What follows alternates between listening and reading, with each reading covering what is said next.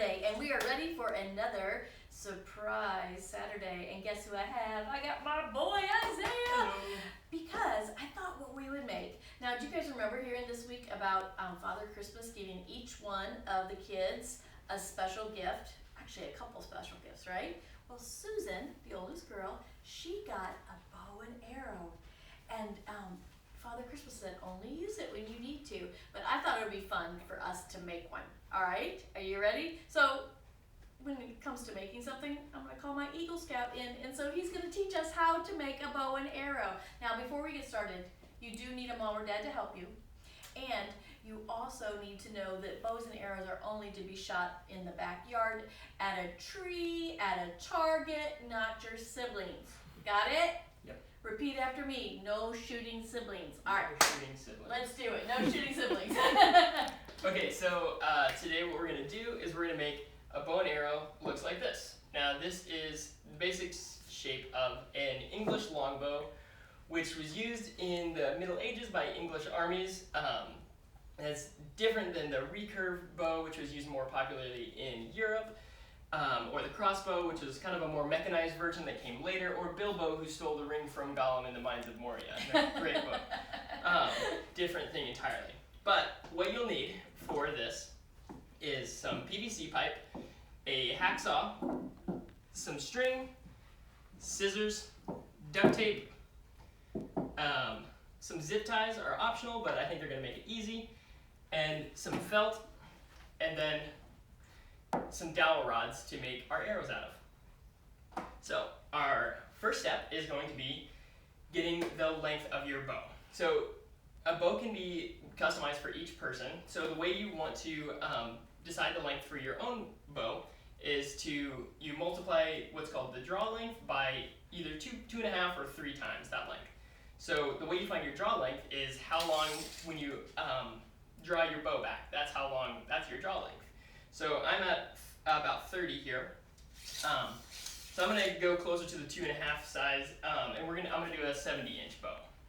So I've already measured out my PVC to be 70 inches over here. And so the first step is going to be cutting the bow length. Now, it's always a good idea to wear safety goggles when you're doing crafts with tools. And this will be asking your mom or dad to cut that. This bow, just so you know, the reason why this one is smaller is because this one was Isabella's bow. She actually used this forever in our backyard, and she was much smaller back then, so she was more your guys'. So yours will be probably more this size. Yeah. So, next step is going to be you want to mark the middle of your bow. Now that you have your bow about the right height, which is going to be about the height of you, since it's close to your arm length, you want to mark the middle of it so you kind of have a reference point. Let me take these off now. So half of 75 or 70 is 35. So we're going to mark that with a pencil that you have handy. Tell Mom you did math today. Yeah.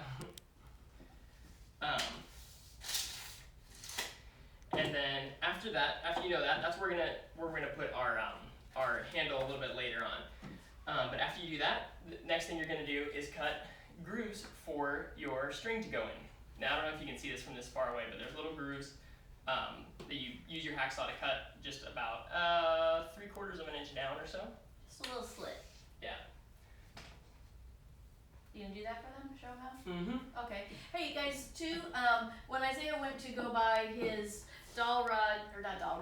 PVC piping, they only had 1/2 inch, but we would probably, the one that we made originally was like maybe 1/4 inch, so you could buy it a little bit smaller than that. So if you see his, it doesn't need to be quite as big as his.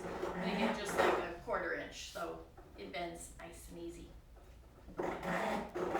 And so again, your dad is out there. Can I hold it for you? You got it. Alright. Your dad or your mom is cutting that little slit for you. It's only this big, but still have mom or dad cut it, okay? Because when you grow up and you're old like Isaiah, then he can do it. So now I don't cut anything anymore. He does it all. It's great. Yeah. And it can be really easy for the saw to slip around a little bit, so definitely important to have your mom or dad cut that one. Okay. Yep, that should be good enough there.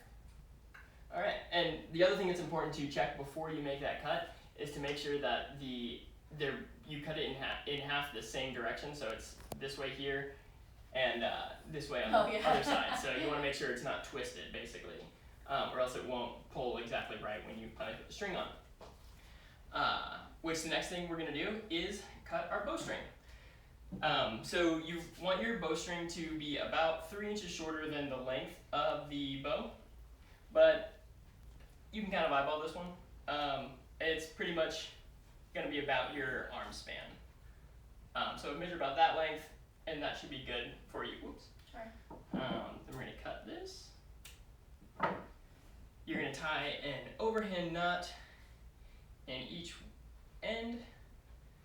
If you want to leave a little space on the end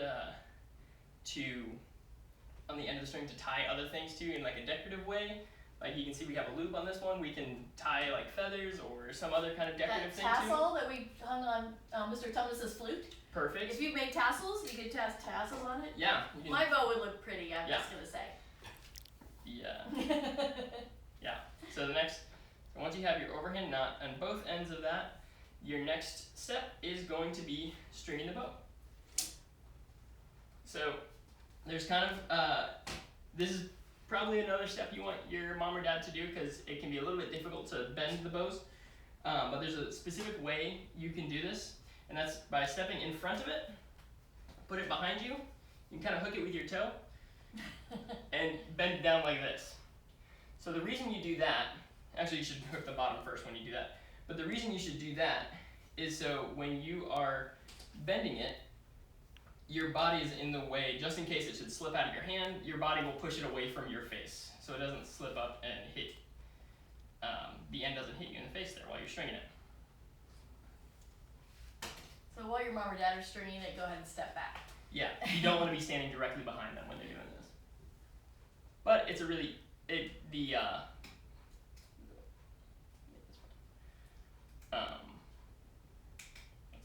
Small there. I went a little bit short on that cut, but that should be fine. And go a little bit lighter. So now we have our bow. Now the next thing you're going to do is put on your handle, which this is just a piece of pipe coating that you can get at Home Depot. They're usually right next to the PVC pipes. I kind of cut a slit in it so you can just slide it over like this. You're going to throw it on the middle. Then you're going to take your zip ties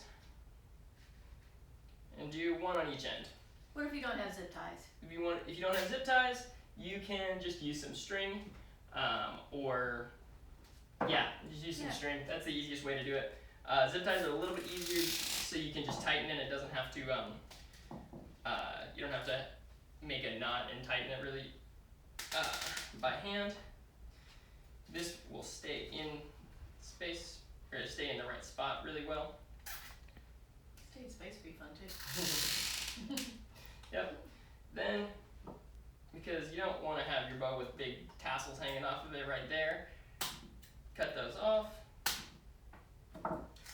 Then you have your bow. And I should mention, the string doesn't have to be hot pink, but it is fun if it's hot pink. So, what kind of string is that? Oh yeah, I did want to mention this.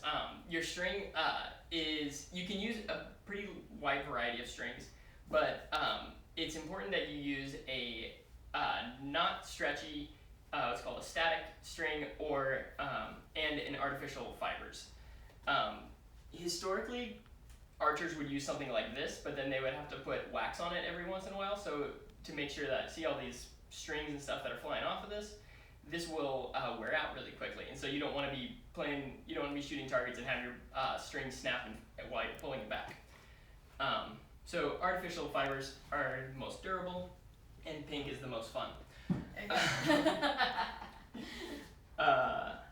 And then that is your bow, and now the only other step to doing this is to decorate it. So I'll let you decide how you want to do that. Alright. Now the next thing for the bow and arrow is to make the arrows. So for this we're going to have our we're gonna get some dowel rods. I'm using 5/16 inch dowel rods from Home Depot. You can eyeball that a little bit if you want slightly thicker ones. This is a good thickness just for holding in your hand easily. So what we're going to do for the tip of this is where a duct tape comes in. Tape comes in a lot of places. It does. So our first step is going to be wrapping the tip in duct tape. Just you get it right to the edge of the dowel rod and just start wrapping it up. All right. So once you're there, once you're here, we're gonna start making a padded covering for the top. So that it's not pointy. Exactly. All right. This is a bow and arrow for fun in the backyard, so it's not pointy. Yeah. And so if you can see this, I made a little square out of duct tape. It's easy, you just pull off a piece and fold it in half. And then from there, you take a little more duct tape, grab a strip about 2.5, 3 inches long, rip that in half, put the square over the tip, and then you're gonna wrap, if I can get it off my own fingers. You're going to wrap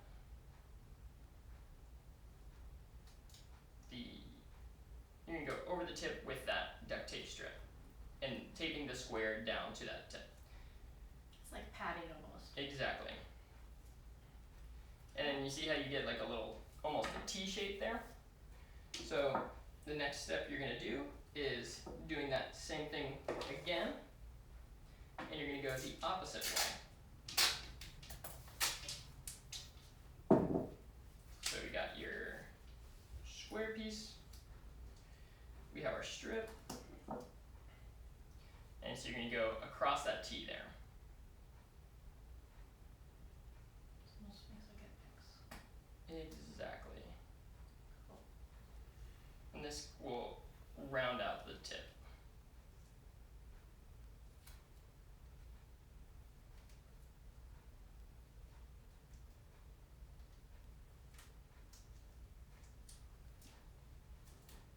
And you see how it's starting to be a little bit bigger on the tip there. Now you're just going to repeat that going every other side until you get a little bit bigger like this, and then you're going to repeat that first step of wrapping it around the edge. This will just help keep the padding in the front and help it from sliding off the side as you use it a little bit more. So you're going to just wrap it up like that, just like once or twice around is great. And then you go back to going back and forth on the top there. Awesome. Until you get it to closer to this size. You want to make sure you can kind of feel it if it's padded on the top or if you can still feel the dowel rod through. You want to make sure there's still a little bit of give. Then the last step is going to be putting our big piece of padding on the top. So this is just a piece of felt. You can use any color you like or any color you have. And then I'm going to take this, wrap it around like that, take a zip tie or a piece of string,